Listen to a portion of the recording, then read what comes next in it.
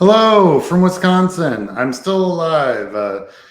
Now that you guys have watched all of the videos about all the demographics of all of the swing states and states with choice on them, I wanted to kind of talk about the effect those are really going to have. The fact that choices on those ballots. When you go back and watch those videos, you're going to see a really interesting. And then once we know what the election results are in November, and I'll have a whole video on that. What it is exactly we're seeing when the demography, when you see that little bump there in that 30-year-old mark, and what kind of impact that just those millennials existing in that state, what kind of effect that has on the total voter turnout, and more importantly, that issue. So there's been some really interesting polling going on. I'm going to do a whole polling video tomorrow. Lots of data to kind of go over. It's going to be a long one. So for the first time, and I'm going back trying to find one when this wasn't the case, but pretty much as a given when you're doing polling, talking about what is the most important issue, the one that comes up is always the economics. People got to eat, people got to live, people got to put gas in their car, people got to be able to afford a car. All that stuff plays out, and you get, that's why it's always the number one. For men, it's always number one. And up until this cycle, literally like a month ago, going back, and since we've been watching that data, a month ago, for the first time, women's reproductive rights was above economics for women. Women's economic right, women's ability to choose is now over economics, not by much. But since nothing's ever really been above that, people are always voting for economic reasons. We've never seen an election cycle where people are voting for something beyond that. And I say all the time, body autonomy is liberty. I think women are figuring out in this country that it doesn't matter if you can't control your own body. It doesn't matter. Economics, nothing, because your own personal being and its ability to control itself and to have autonomy over one's own person trumps everything else, because it's called liberty. It's part of the reason this country exists in the first place. And I think that's just now beginning to process and really percolate through the electorate. Over the last month, fun fact, according to Google, Project 2025 is now outpacing, the stalwarts of Googling, all the different pop culture stuff and things like that. That right now, Project 2025, which, by the way, I have a playlist. There's 15 of them. It's actually some of the first work I did on this channel. It's Project 2025 was 70% of my motivation for making this channel, to be honest. It was so, I read it as a policy analyst would read it, and it was so completely appalling. I've been describing it as if Stephen King wrote public policy, it would be Project 2025. It'd be the clown in the gutter with the balloon, for real. It is the clown in the gutter with the balloon, if you think about it. It's a big orange clown, but whatever. So yeah, I don't, so the fact that you've got women putting body autonomy over economics, you've got women's choice actually going up, probably the highest it's ever been as far as male priorities go. It's on the radar, which automatically. That's never been there before. Men don't generally think about uteruses and or who can use them and when. It's not a top priority, and it should be, but unless you're actively having children, growing your family, probably doesn't come up much. IVF probably doesn't come up much for men unless they're trying to build a family and things of that nature. So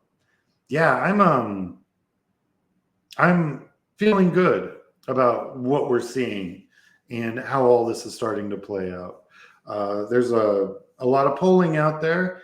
The DSCC just dropped huge ad buys in both Florida and Texas. DSCC ain't going to drop millions and millions of dollars. And you understand, and we've talked about this, the media market in Texas is insanely expensive.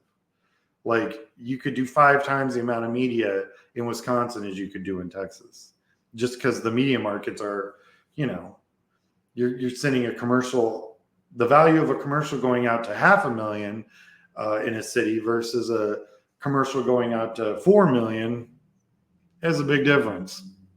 So your value of that commercial is greater, therefore it costs more.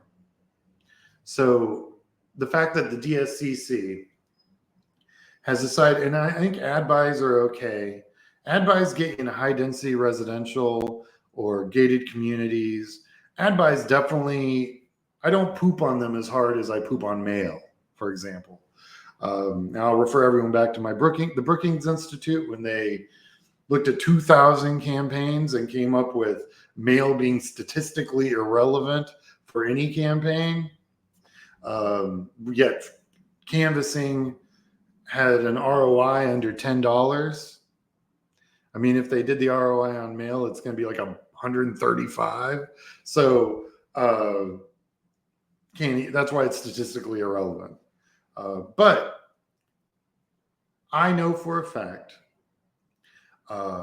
media buys definitely work. I've seen them work.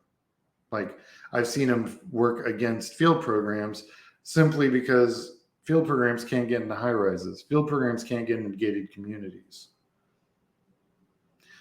We can only knock on the doors we can. Whereas when you look at media buys, like with the DSCC, Democratic Central Campaign Committee. I try to not use too many acronyms on my channel because not everyone's up to speed. And I get acronyms thrown at me all the time. Drives me insane. I'm like, whoa, use real words. And then I'll know what you're talking about. And then we're fine. Since it's the Democratic Senatorial Campaign Committee, you said that over and over again, you go crazy. So they say the DSCC. And then the congressional version of that is just the DCCC. And the Republicans have their respective committees as well. So, the DSCC is not throwing money into Texas and Florida for no reason. I'd like to also point out, I cannot tell you how happy I am not working in Florida right now.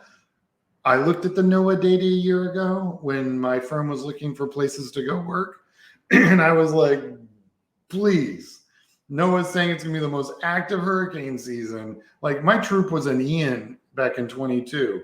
I'm good. I don't need no more hurricanes. I'm fine. There's plenty of other places that need help getting Democrats want W's. We don't got to go Florida, especially in the worst hurricanes, year ever. So, and for those of you who don't know, I grew up on Guam. I've been through 13 typhoons and 8.2 earthquake. The Earth's been trying to take me out for years, and I'm not going out that way. But anyway, those are some thoughts, stuff that's going on. Like I said, I'm going to work on my polling video for tomorrow, this afternoon, get you guys the most up-to-date stuff. Lots of really interesting things going down. So stay tuned for that for tomorrow. So the videos you've been watching the last few days is because I've been running around like a crazy person figuring out what's up with Wisconsin. I call that you guys eating your vegetables. It's a lot of statistics, a lot of big picture understanding of where states are. It's a super important part of my job. Also, I find that, depending on your geography, it's really interesting. So like when I did Maryland, which you're like, why are you doing Maryland? They put choice on the ballot, they get in the list. But like I had all these wonderful people that live in Maryland message me and go, "Thank you for doing our state. No one ever does our state." So, it's kind of fun. And like I said, did Georgia yesterday, and Georgia's a big one. But I can tell by how many views they get what the audience really is. And I know there's probably about just under 1,000 of you that really appreciate the data and statistics side of this equation. And I know there's a lot more of you that like the polling. Everybody wants the tea. So I'm going to give you guys some tea tomorrow, Friday. I mean, it'll be a good run for Saturday. So we've got the whole week to really look at, and we can kind of get a nice clean break and look at what October is really going to look like. So, all right.